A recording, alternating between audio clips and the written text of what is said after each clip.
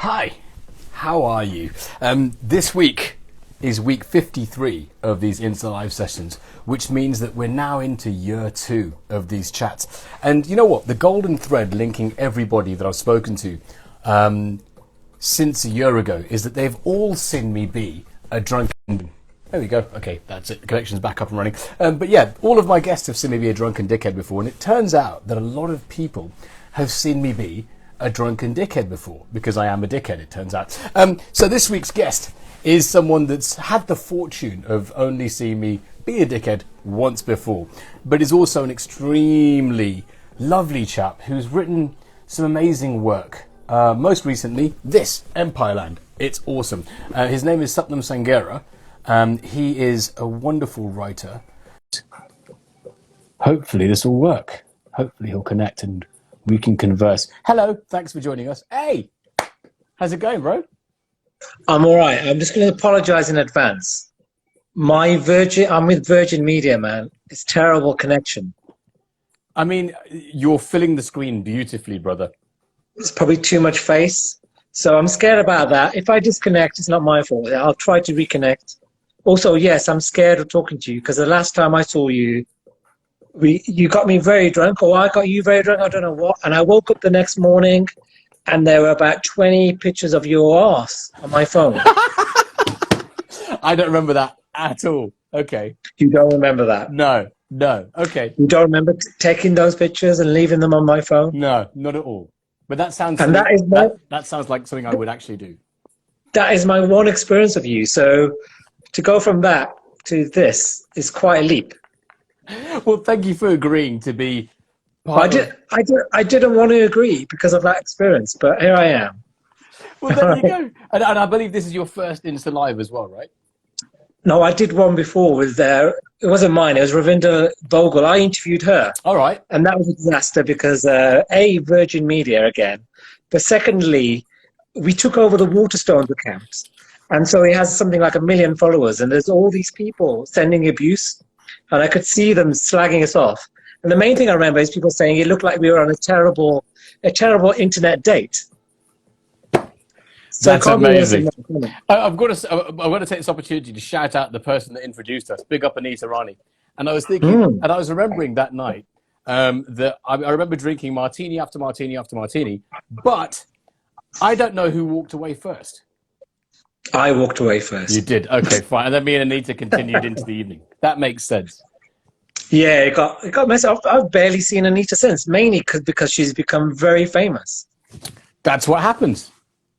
Yeah. That's what happens when you, and so have you. I mean, look, this book has caused so much shit to happen. It's amazing. Yeah. And also, going back to sort of you being insulted on Insta Lives, you've had a lot of that happen since this book. Yeah. Although I would, writers never become famous in the way Anita Rani is. I don't think many writers get bothered when they walk down the high street. It very rarely happens. But yeah, you get a lot of shit. It's mainly online. Yeah. And no one's seen you in real life. Actually, I remember running up to you in Soho once and you being completely afraid. Because I said hello and you were like, oh my God, it's that guy who's going to take pictures of his butt again, I guess. But talking about bugging people in the street. But yeah, I mean, the kind of abuse that you've had hurled at you because of Empireland is fascinating, because I think those people haven't read the book. And so do you want to give a quick breakdown of what the book is for the uninitiated? Well, there's a lot of books about how empires shape the world. And there's a lot of books about whether empire is good or bad. And I didn't really want to do that. I feel that in this country, we either don't think about empire, we think of ourselves as the country that won World War II. Right. Or when we do think about empire, it's in this strange, nostalgic way through certain kinds of rose-tinted Raj films. And I just thought that's quite dysfunctional. And I thought I'd break away from all of those stereotypes and instead write a book about the modern legacies of empire. Those are things we live with, and those are things you can weigh up. And it's kind of like history in reverse, saying this is what the world is like, and that's why this thing is like that. And so you're working backwards, basically. Backwards. And it's almost like there's that old adage that in time travel films, people are terrified of changing one small detail in the past for fear of affecting the future. But you've kind of gone back to the past and figured out where those subtle, small changes have took place, essentially. Yeah, it's quite complicated. The analogy I use is it's like trying to take the egg out of a baked cake. You know what I mean? You can't, like, people often say, oh, you know what? A lot of our money in Britain comes from empire or slavery. And I don't think you can really say that. That's too big a generalization. But you can point to quite a lot of businesses, quite a lot of families who got their wealth from empire in a very clear way. But the bigger the generalization, the harder it gets.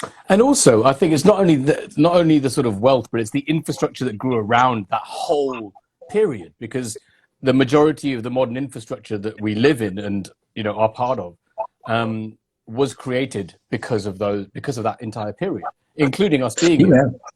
Yeah, the reason we're here is because some English dude invaded a certain part of India in the 17th or 18th century, right? But, you know, like a city like Liverpool, you know, it went from being a very small town to a massive city because of empire. Glasgow, the same, second city of empire. Bristol, and large parts of London, like the docks, wouldn't have been built if it wasn't for empire. So in certain cases, it's very clear to point out the influence of empire, but in other cases, it's quite hard. Like, one of the harder things is like saying, you know, our racism in Britain, how much of that goes back to empire?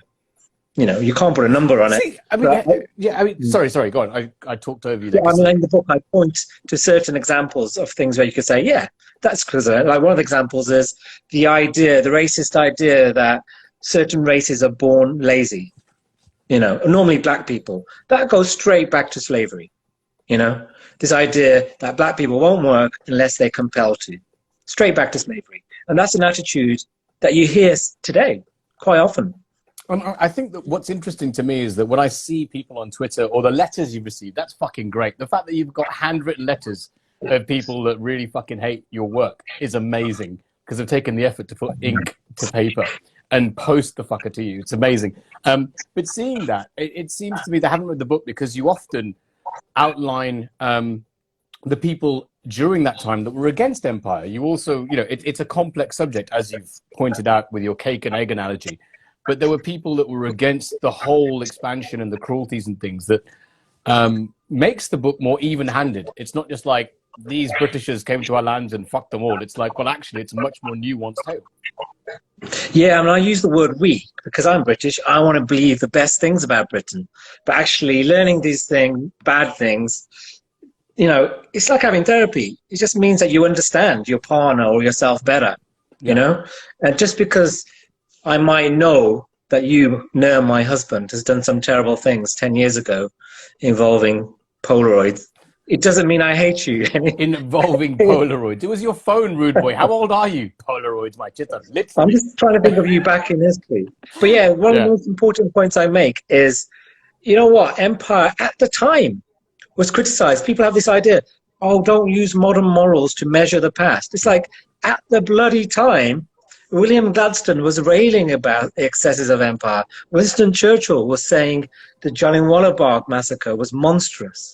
You know, it wasn't unanimous, you know? Yeah. And I think that's very important. Yeah, 100%. And that again strikes me as, you know, accepting criticisms, or not accepting, but even entertaining critique from people that haven't read your work must be deeply frustrating for you. It's complicated because sometimes it doesn't bother you, sometimes it does. You know, one of the times it bothered me was, because like when you're being trolled, it's just loads of messages. It kind of goes off your back. It's like water off a duck's back. But it bothered me when I wrote something that had nothing to do with Empire Race for the newspaper. And I woke up at 8 o'clock on a Monday morning and there were 16 racially abusive messages on the Times website. And then I had to report the guy, had to get him banned. And, you know, it took about an hour of my bloody morning. And this is the thing about racism. It takes up your bloody energy and time. Toni Morrison said exactly that. Yeah. Yeah, and it's like, why the hell? I mean, my white colleagues aren't having to do that on a Monday morning. The other thing I wanted to ask is that, you know, you have essentially a day job, which is writing for the Times, which we'll get to later, because I've got questions about that too. But the thing is that there's often a case with people of color or whatever creative professional there is, whenever you create something and put it into the world as someone that's brown, that brownness will be forever what you're fucking judged by. And you've managed to navigate that by your day job at the Times and other things you've done, but your work is rooted in brownness. Like Boy with the Top Knot is your memoir. What's the marriage one? Shit, what was the second one? Sorry. You almost there, Marriage Material. Marriage Material. Right. I mean, and then not many people read that one. I haven't read that one. I'm sorry. That's all right. You're excused. Yeah, but that whole thing is like, it's kind of a quandary because you want to talk about shit that affects you, but it's not all that affects you, you know? Yeah, I mean, thing is, I had a career before I wrote The Boy with the Top Knot. I was on the FT for about 8 to 10 years, and I wrote about business. I was a reporter in America. I wrote about politics. But very rarely, hardly ever wrote about race. It's only when I wrote about memoir. And, you know, now I've got this career where I do talk about race, but I still have a business column. You know, I've been doing the business column for 17 years. And people often ask me, why the hell are you carrying on with that? And it's like, I really need that for my sanity.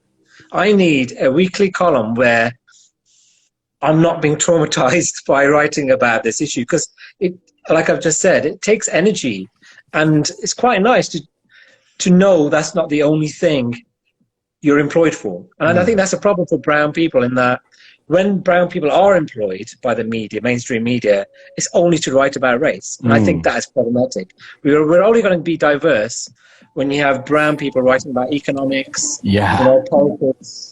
And, you know, we're slowly getting there. Yeah, I think in my vague brush with mainstream when I was back on Radio 1, I went on Richard and Judy, and the only thing they wanted me to talk about was to have a brown face to talk about Slumdog Millionaire. I was like, for fuck's sake, I'm not doing any of this. That's just, I can't do any of that. I can't just be another brown face to talk about brown shit. It's just pointless. And I'm glad that you've managed to find a balance. And also you write about things across the board for the Times. Not just finance, but, you know, I see your sort of personal Facebook requests about work-related things that are a lot of fun, you know, and your love affair with Pizza Express. Yeah, no, it's good to... I'm so basic, aren't I? I think that's very important to... I mean, also, this book on empire is not entirely about race. There's probably 2 chapters about race. It's about economics.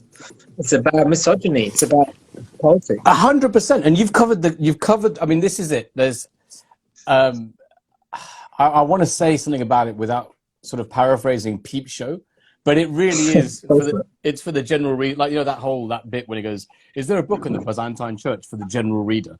And there's that one sketch in Peep Show about that whole thing. But this is a book on empire for the general reader. It's super accessible. It's fucking broken down really well.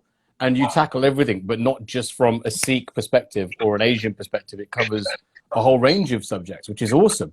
And I think that a lot of the vitriol that you probably might encounter is just because you're fucking brown. Yeah. I didn't really understand that until The Guardian rang me and they said they were doing a news article about the racism I was getting. And I felt really self-conscious about it because, to be honest, I get nothing like the stuff that David Olusoga gets. Right. But they went out and they interviewed... William Dalrymple. And in the piece, William Dalrymple, who's been writing about empire for decades, said, you know what, I've never had a single message of the kind Sathnam gets from a British reader. He gets them from the Indian right wing for sure, but not from the Western right wing. He gets them in the right wing, yeah. Yeah. I actually had to sit down when I read that because I was like, shit, it's actually just pure racism. People are purely reacting to my skin color. And that's because the reason David gets it, this is like the first time the imperial story is being told by brown people. You know, until now, it's been 50-something men, 50-something-year-old men getting off a train in India on BBC Two at 6:30 talking about what the Raj did for India.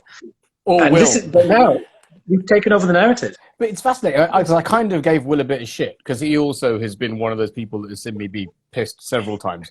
And on our Insta Live, I gave him a bit of shit because I was like, dude, you're a white guy who's got the privilege of being able to do this. And therefore, you can say whatever you want to. Because his last book is fucking brilliant. I love, you know, The Anarchy is an amazing book. And then he was saying that there's a whole load of brown Indian historians that are able to leapfrog off that and build from that. Was that a similar thing for you because of the work he'd done, or is that just irrelevant? Well, no, William was one of the writers I really relied on. But I'm very aware that, you know what, I probably used too many white historians. There weren't enough brown women I read. There weren't enough brown men. And there's this idea, toxic idea in history, that brown people can't really be, dispassionate because they're too emotional about this history, because it's about our colonization, isn't it? And what a lot of the letters seem to imply that. They're like, Sathnam, you've lost I used to like reading you, but you've lost your independence because you're too emotional because of your race. That's fascinating, because in my head, I just literally went to the misogynistic word hysteria, and that whole idea of, women are too emotional because they're too close to it. And you can't, and I think that's the same with this. It's a similar sort of imposed viewpoint where, like, oh, you're too close to the subject. You couldn't possibly have an analytical view on this. Yeah, and it was a commonly stated idea. All the historians of empire were white, and they put forward all these racial generalizations about Indians and about Sikhs and how we were different, you and I were different because of our caste and our religion, which were total nonsense. But that became the narrative. Well, I think also there is something about you and I being different. It's because we're both in the Midlands. And I was fucking beside myself with laughter when I figured out you were from Wolverhampton, because you talked about it all the time. But I'm like, how did you... Because I think our stories are similar in terms of escaping the Midlands, but you're quite open to revisiting that and that whole sort of difference between London and the Midlands. Yeah, I'm kind of obsessed with it, to probably everyone else's tedium. But I think there's two countries in Britain. There's London and there's not London. Completely different. There's a bigger difference between London and Wolverhampton than between London and New York. You go to New York, it's a version of London. Mate, of course, it's a bigger difference between Bombay and Birmingham. Like massively. Yeah. London and Bombay is more similar than London and Birmingham. But I find that really interesting. And even though it was my mission in life to escape Wolverhampton when I was a young man, like a lot of writers, you then end up going back there creatively, and that's where you gain your inspiration. And it's like, George Eliot, left, was it Nuneaton or Coventry? She obsessively wrote about that part of the world for her whole career, even though she was living in London. The same with Arnold Bennett. He left Stoke, but then it's built this entire career writing about it from London or Paris. And I think you almost need to leave a place to understand it. Do you ever go back to Birmingham? I only go back for family. I mean, like career. I grew up in a very, very, very humble background, as I'm sure most of us did. And I sort of recently went back because my parents are older and they needed some stuff sorted out. So, COVID safe and all that, went and sort of looked after them and did a little drive around Birmingham of where I grew up, which was like a shitty corner shop in Witton near the Villa Ground. And I was born in Small Heath, so the two armpits of the city. And it's just, it just blew my mind. I think it's great to know where you've come from. And I think I'm particularly proud of having that humble background. And also all the shit that came along with it. I think that in the creative world, it's great to draw from that. And I think it's fascinating that it took you a while as a writer to accept that and then make it, part of a whole fucking project.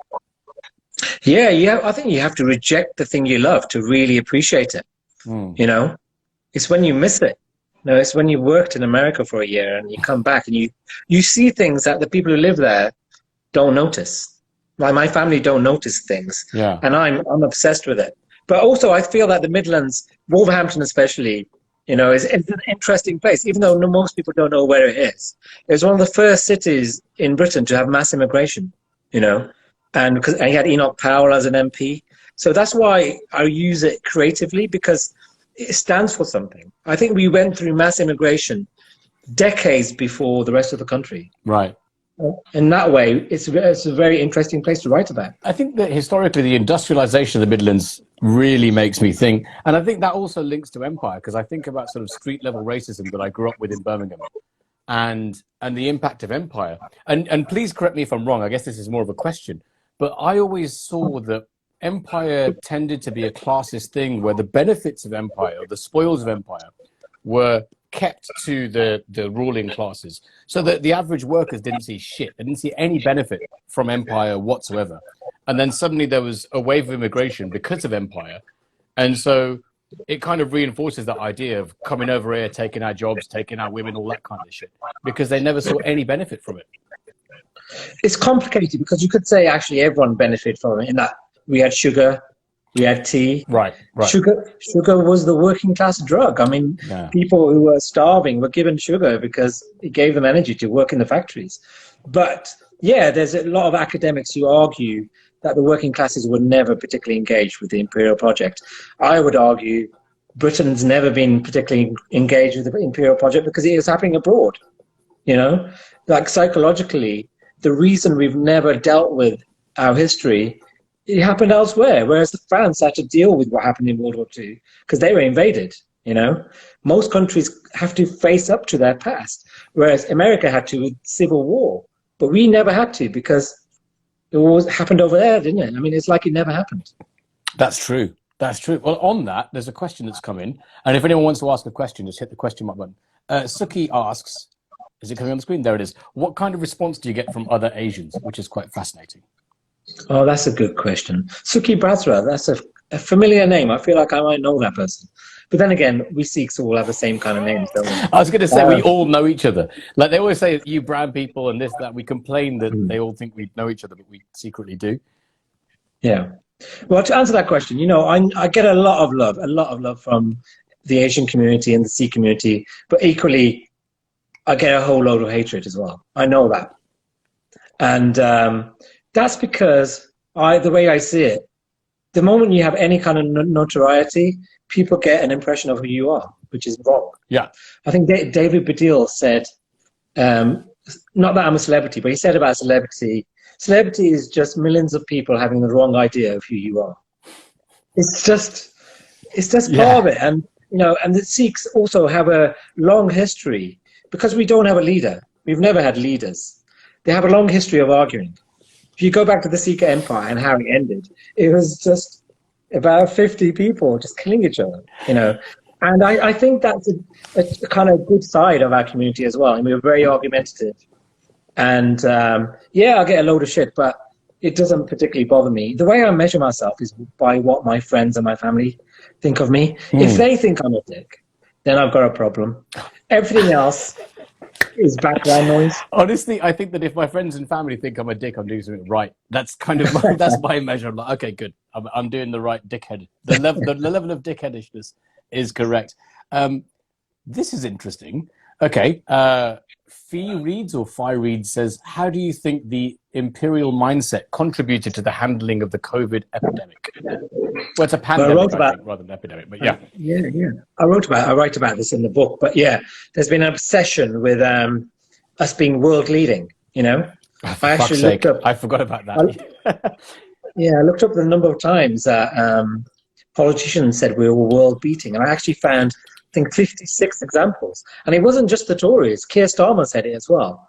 And why do we have to be world beating? Why can't we just be averagely competent? You know, we are world beating in the sense we've got the highest death rate from COVID in the world.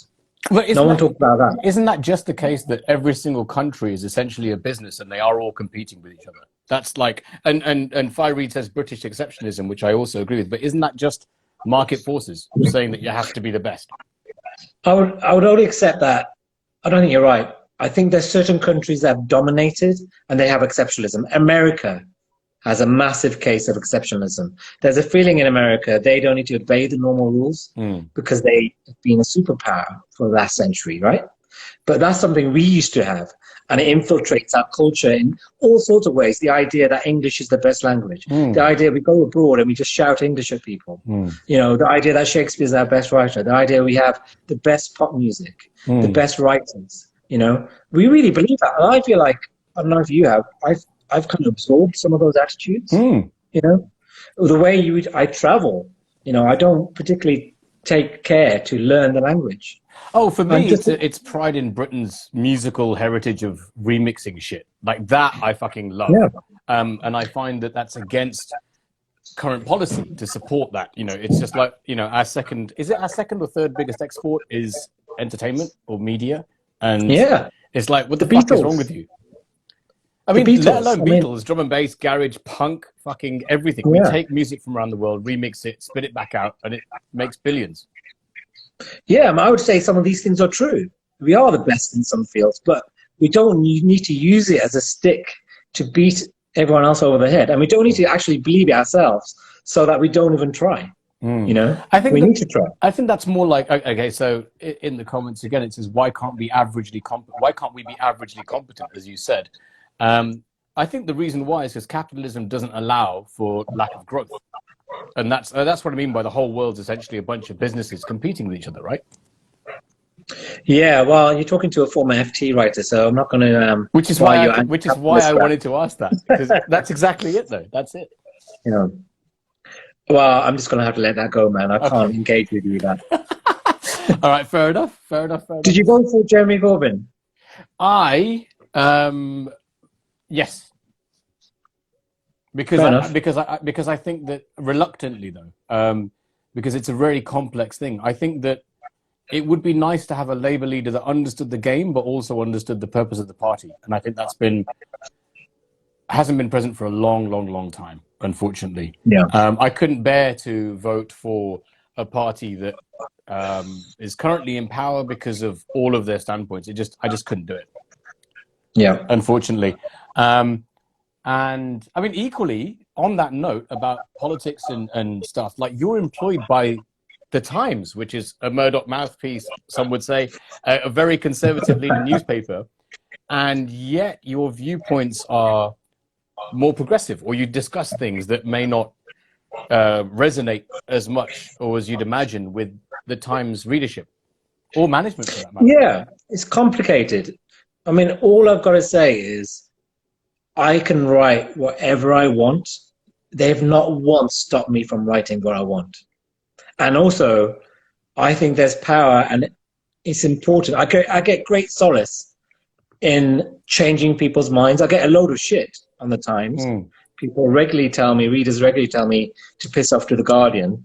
But I think, you know, there's power in, and it's important to change people's minds. And I think I am. I do occasionally change people's minds.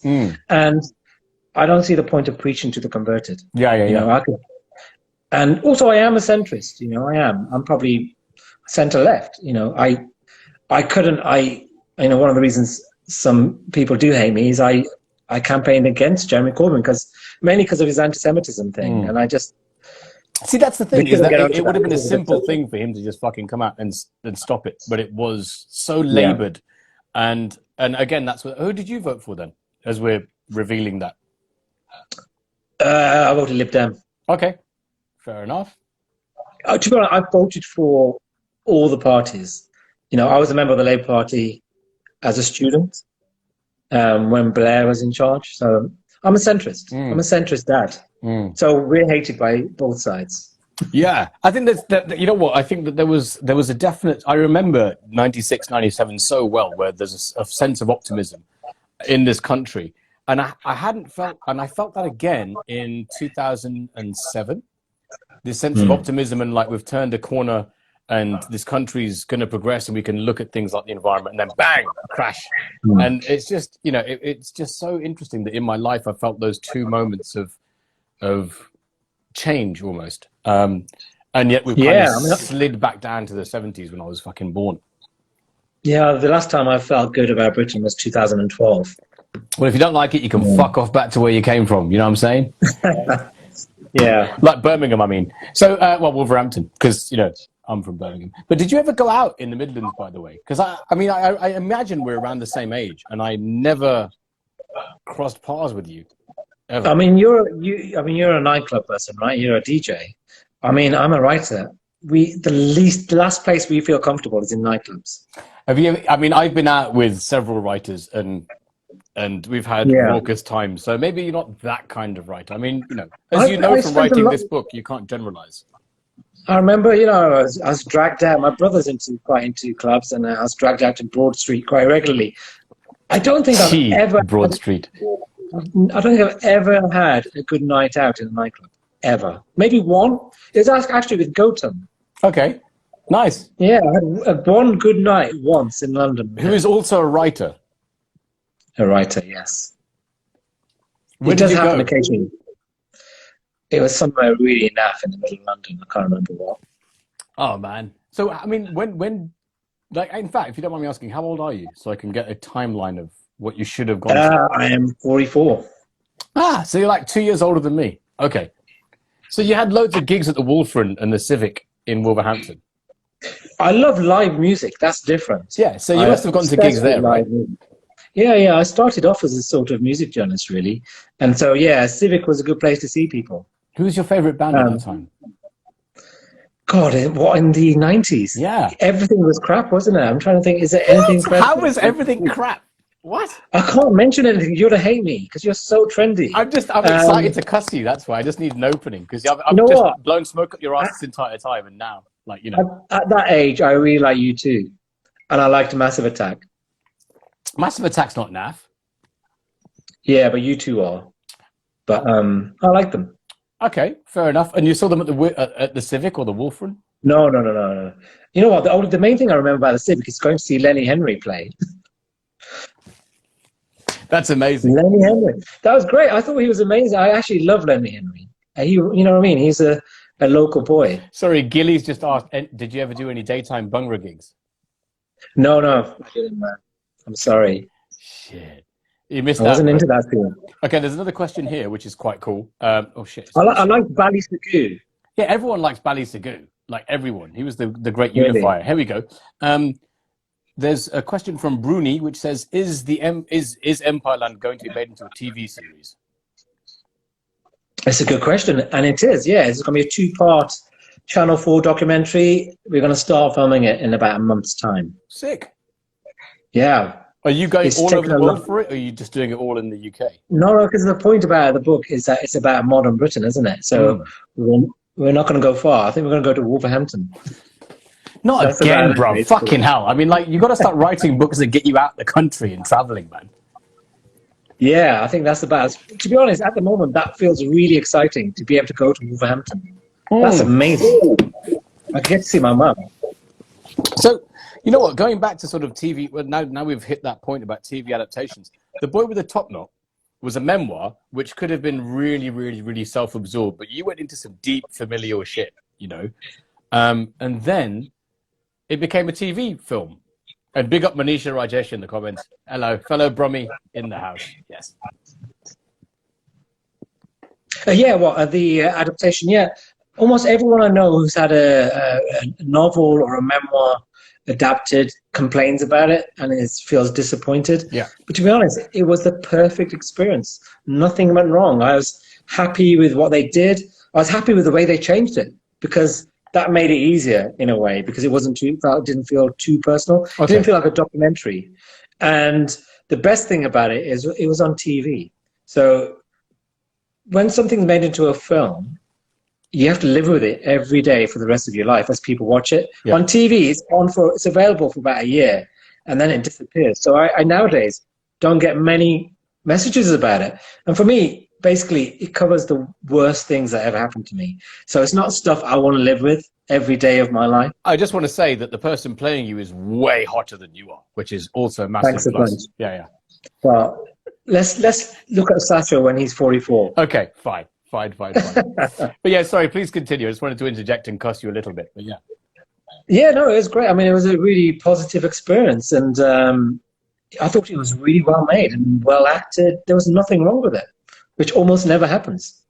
I mean, there is a stark difference between the book and the TV, the film. And the film obviously has sort of dramatic turns and points that are sort of like are necessary in something that's in a different medium. And that sort of shift didn't bother you whatsoever at all? Like nothing? No. I was quite involved in it, to be honest. Well, in the sense that I said to them, I don't want to know what you're doing, but show me the script. Right. And then I looked at the script and literally in 2 days and made some changes to protect my family's privacy. And they did everything I asked for. That's all you can ask for as a writer. You know what I mean? Yeah. So they gave me everything I wanted. And more importantly, my family loved it. That's amazing. That's amazing. Yeah. For me, I mean, I wrote the book with my family's approval, and it's a celebration of them. And so I wanted them to like the film, and it was dangerous because it's in the hands of another person. They could fuck it. They could have fucked it up. Yeah. And totally. they didn't. Totally. And I think that's the thing is that there's a certain amount of my own personal story that I could admit in terms of, you know, the more sort of humble backgrounds and all those kinds of struggles and everything.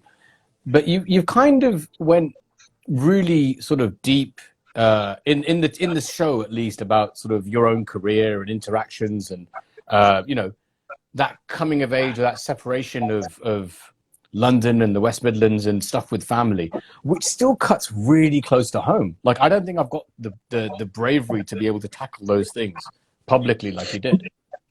It was harder than that, actually, because the book is much more about schizophrenia and my dad's schizophrenia and my sister's schizophrenia. And that is the hardest subject in the world to confront. I mean, schizophrenia as an illness, if someone is, you know, exhibiting all the symptoms, they're the people you cross the road to avoid. You know, even I would do that because the symptoms can be very disturbing. You're hearing voices. It can occasionally make you violent, you know, and so it's the number one taboo.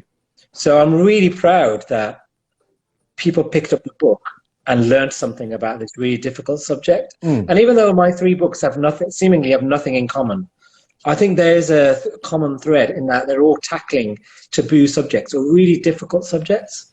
So Empire, I wouldn't normally pick up a book about British Empire and massacres and genocide and racism, but hopefully people do pick it up because it's accessible. Yeah, you humanize it. It's right? like I said before, it's properly for the general reader. Like, it's so accessible. Yeah, and that's I go out of my way to do that, and it's harder than it looks. It's actually much harder to write an accessible book than to write a really long, dense historical book. Well, it's like that experiment where they got tabloid writers and broadsheet writers and swapped them around, and they found it was really hard to break things down into tabloid form and to use less words to get your point across. Yeah, it's a media myth that actually the Sun has the highest number of Oxbridge graduates. I don't know if it's true, but it reflects the truth in that it's much harder to write accessibly. I mean, one of the writers I adore is Bill Bryson. You know, he's a best-selling author, explains really complicated things about science really well, but he's probably not rated intellectually. Yeah, I bet you he works harder than most science writers, you know, most travel writers. It's hard to make things accessible. Yeah, totally. I mean, you know, with The Boy with the Top Knot, there's one line that resonated so much, which is that old adage of where are you from, you know, and that whole sort of idea of the question being posed by someone that's white and British asking a person of color, where are you from? But for me, and I've noticed this recently, whenever I'm in or was back in the day of movement that was free, whenever someone brown in a post office or a taxi driver or wherever I was asked me where I'm from, it would freak me out because they were trying to drill down to whether I was from India or Pakistan or whether I was Hindu or Muslim and whatever. So weirdly, that feels a bit more threatening to me than someone non-brown asking me. Yeah, no, it's a real Asians obsessed with it. And actually, I find I do it. I find that when I meet Asians, I'm like, what kind of Asian are you? I think it's human nature, isn't it? It's like, what religion are you? I want to put you in a box. And actually, we complain about it, but I think we do it too. That's interesting because I can see, it started off originally as if you're fresh into the country and you see someone else brown, you want to create links and you want to create some sort of a sort of mutual space where you both understand where you're coming from. And I think that oddly, for me, it's taken on a bit more of a nefarious spin because of divisions. And I don't know whether you experienced this, but growing up in Birmingham, I definitely felt a certain amount of division between different Asian communities, particularly religion. And then inside that religion, there were further communities, whether it was Jat Tarkan or whether it was Sunni Shia, or whether it was other sort of caste-related stuff. There was constant subdivision that I grew up with in Birmingham. Did you ever experience that at all? I think that's a very Birmingham's thing because Birmingham's a massive city compared to Wolverhampton. Right. To be honest, in Wolverhampton, everyone was Punjabi Sikh. I actually didn't realize. Mate, I'm sure that there was a Muslim family around the corner that you didn't fucking know about.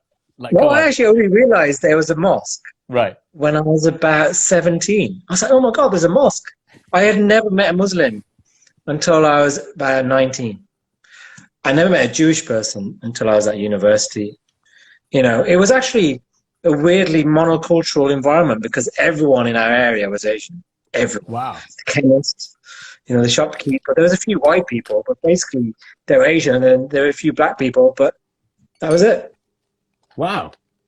As someone in the comments is like, yes, there were. Put their hands up, in the comments. There probably were. We just didn't talk to them, and it felt like a ghetto in the strict meaning of the word. Yeah. A ghetto means people of one race living in a certain community. And one of the things I discovered when researching Empire Land is, the Irish went through a very similar experience 100 years before us. The same areas that we lived in were lived in by the Irish, and they faced the same racism from the police, from not being allowed to buy houses, from generalizations about their uselessness. No blacks, no Irish, no dogs, and then no Packies got tacked on at the end. Yeah, and the Irish went through exactly the same imperial experience that we did 100 years later. And I think because we never talk about history, or our imperial history, we don't learn the lessons. So we just go through the same things again and again and again. I just saw Imran Khan, the writer's written loads of shit. Hang on a second. Wait, hang on. He's written fucking loads. Imran's like, he's just like, there you go. Snoop Dogg put this well. When he met a guy from Compton, he would always ask, "No, where are you really from?" That's not really a question. I think Imran's just like being an uncle and typing in shit. Okay. I hope it's not the Imran Khan. It is. No, it's the journalist Imran Khan from Al Jazeera. All right. Oh, hello, Imran. Was the family approval important? I was really scared shitless when my father said he read my novel. Yes, family approval was essential for me. I changed things for them. My sister read the book and didn't want one chapter, so I deleted like 3 months' work. But I'm so glad I did. A, because it meant she liked the book, but B, it meant we had some privacy. It means we had a big thing happen to us, and people don't know about it. At the time, I hated it because it was deleting lots of work. Yeah. But I'm so glad it happened. And I can't actually remember the question. What was the rest of the question? It was how important was family approval. So I guess you answered it. For me, family approval is absolutely everything. But equally, it helps that my dad is illiterate and my family don't really read. Yeah, I was talking to Nikesh about this last week. Not last week, but when he was talking about Brown Baby, his memoir, and Nikesh Shukla, and it was funny. It's like, are your family going to be pissed off? It's like, well, not that they're illiterate, but they just probably won't pick it up. It's like, it's fine. They're so used to the volume of work, they just probably won't give a shit. Yeah, it's freeing in that. I find that middle class people, when they write memoirs, they're so worried about everything. They're like, oh my God, what's my dad going to say? My mother's going to freak out. It can be liberating when your family are working class and they don't really care what the hell you write. Did you? Okay, so when I got popular, when I was in my mid-20s, there was a kind of fear, because I was a bit of an out there freak, that I had, that my parents would feel a little bit like, what the fuck is my son doing? And then people at the Mandir coming up to them and saying, oh, I saw your son on TV and all this kind of shit back in like the late 90s. And I was pleasantly surprised by my mom's kind of responses to, like, well, if your son's on TV, that must mean he's made it and he lives on a fucking desert island with lots of money, and you're still in a corner shop living like shit. And my mom was very robust in her responses, which shocked me. Did your family go through a similar thing when people started hearing about you? Yeah, that's a very sweet story, and I have exactly the same experience in that. It helps that, I didn't have the doctor pressure. I didn't have the pressure to become I definitely did. Yeah. I mean, that's the thing, because like everyone in our family was working. Like, everyone worked in a factory. I think one of my cousins worked in a bank, not like Goldman Sachs, Birmingham Midshires. Yeah. And keep it in the Midlands, right? Great. So anything beyond factory was amazing to them. As soon as I got into grammar school, it was outside their reference, and they just trusted me. They shouldn't have. They basically thought I was always doing the right thing, and I could be trusted. That's amazing, because I think for us, for my family, it was like medicine was the only path out of poverty. So education was the only path out of poverty. So my older brothers, which are significantly, like my older sister, my older brothers are significantly older than me. And then 15 years later, I popped out like a full mistake. So I got away with fucking murder, because it was just like, yay, woohoo. So, you know, like even to explain to my parents what I do is almost impossible. Yeah. And I think it's also a symptom of being the youngest person in the family, in that, you know, I was the last one of four, you know, probably number 51 out of 54 cousins. That's exactly the same as me. Exactly the same. So I've got 51. I am 51st out of Really? 51. Exactly Well, the I'm same. 51 out of 54. And Okay. yeah, everyone just leaves you alone because everyone's knackered. And they were like, oh, yeah, he's gone to this weird school. Oh, he's going to Cambridge. It's going to be fine. You know what I mean? And so there wasn't a pressure to become a doctor. But you know what? That is one of my regrets. If I did it again, I would be a doctor. Really? Hmm. Why do you Because say that? some of the best writers in the world are also doctors, actually Asian doctors. And I think it would have given me something really deep to write about. I don't think you need to be a writer to be a writer, if you know what I mean. You don't need to make it your full-time job. And actually having something to write about can be a great thing. I'm very happy with how things have worked out. Can you give me some examples? Because the only person I can think of that was a doctor is Michael Crichton. And that's it. Siddhartha Mukherjee, he wrote this amazing, I went to interview him in New York, and he wrote this biography of cancer and wrote this amazing book on genes. There's 3 or 4 others whose names I don't want to get wrong. I say Atul something, begins with a G. Honestly, they're the best writers. Like, incredible. They're all American, Indian writers of medicine. And I find myself increasingly more interested in science. But, you know what I mean? The terrible thing about our education system is that you have to specialize too early. I mean, I did maths for A-level and English. I had both sides I was into, and I could have gone off in another direction. Atul Gawande. There you go. Gawande. That's the guy. Atul Gawande in the comments. He's incredible, man. Gawande. Yeah. He's honestly one of the best writers we have. Huh. You know, and also like there's so many white medical writers who are incredible. You know, Suzanne O'Sullivan I think is amazing, and I find the stuff that's happening in medicine is really interesting. Yeah. I think there's. I mean, I was about to go off into a whole direction, which I'm going to pull back from, which was about medicine and the NHS and all this kind of shit. I'm going to pull back from that. I'm going to go back to a question here, another one from Imran, who was my guest in this show a couple of weeks back. Show my thing. Like me, do you ever get shit from our community because you're a coconut? That is fascinating. Yeah, I get that all the time. I mean, it's amongst the many things I get. Yeah, you know, I work for the Times. You've sold out. You're peak coconut, bruv. Coconut. And also the worst thing was when in my last documentary I spoke Punjabi on screen, and loads of people slagged on my Punjabi, and then I was having a lassi with this historian in Amritsar, and I've never had a lassi before. What? Right, let me explain this. What? Yeah, everyone went, oh my God, you're so white, you never had a lassi. Then I went home the next week and I said, Mum, why did I never have a lassi? And she said, you know what? I hate lassis, so I never gave you one. And this just shows you, when you're like brown, you're completely dependent on your parents' experience. That's very true. So the reason I never had a lassi is not because I'm a coconut, it's because my mum hated the taste. You know? Look at you hiding behind the skirts of your mother, you bastard. Own the fact that you're a coconut. But I think I hate that phrase coconut. I think it's as racist as anything else. You know what I mean? It's the way we're racist against each other. Do you know what? I think that going back to the Birmingham days where it was a bit sort of racially kind of a bit of a hot topic. I used to have blonde hair and like one purple eye and one grey eye. And going through Birmingham city centre with my headphones in, I think this was back in 97, 98. And I got accosted by a group of brothers that were like, you know, just like coming up to me and just pushing me, going, look, you fucking whatever. Like, you know, you want to be white. Why have you dyed your hair blonde? All this kind of shit. And I was like, what the fuck are you talking about? What does it mean that you want to be white? Tell me what? Look at my skin. I'm fucking brown.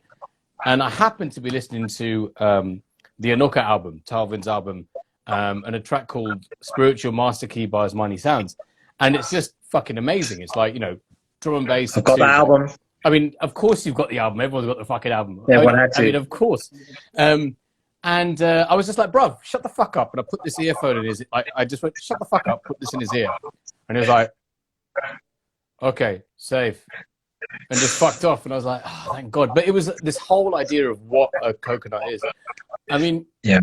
to be honest, I think I don't find the term that offensive. I kind of laugh it off. But, you know, I guess it's about personal experiences. Yeah, I mean, in the book, I talk about the fact that I realize I have been colonized and I'm trying to decolonize myself. I so wanted to get away from my difficult background and upbringing that I probably did go too far. And, you know, I pretended I was someone I wasn't. And so, yeah, I mean, I am actually suddenly more interested in my language, in my culture, in the music, in the history, in brown writing. I mean, so for me, I created this other, not persona, but this other name, Nerm, because my real name is Nirmesh, to run away from my fucking background, essentially.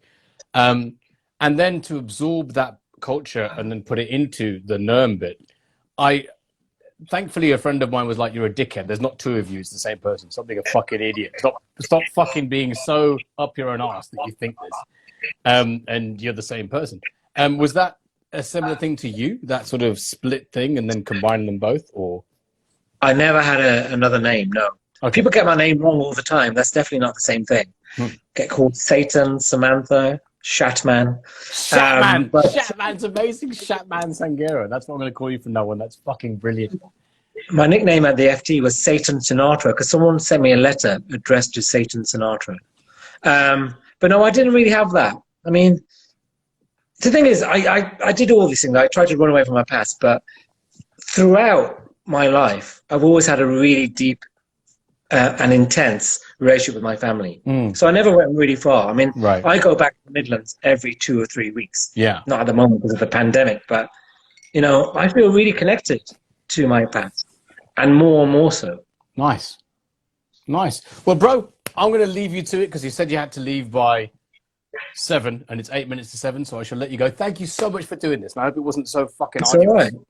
No, it wasn't. I thought it was going to be much more messy than it was, mainly because of that evening. Yeah. I mean, you know, again, having presented on the BBC for years, I can hold my shit down a little bit.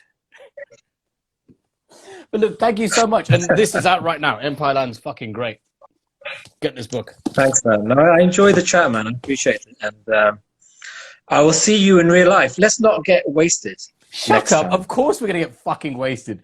And it's not just my bottom that you're going to be taking pictures of. It's going to be man, I don't want to think about it. Yeah. Sorry, Kane. Sorry, Kane in the comments, don't enjoy the swearing. I'm sorry. It's just the way I am. I have a potty mouth. I'm sorry. But look, Sathnam, thank you so much for joining me. And thank you, everyone, for watching us. Big love. Thanks for watching. Thanks very much, mate. See you in a bit, bro. Cheers. Bye.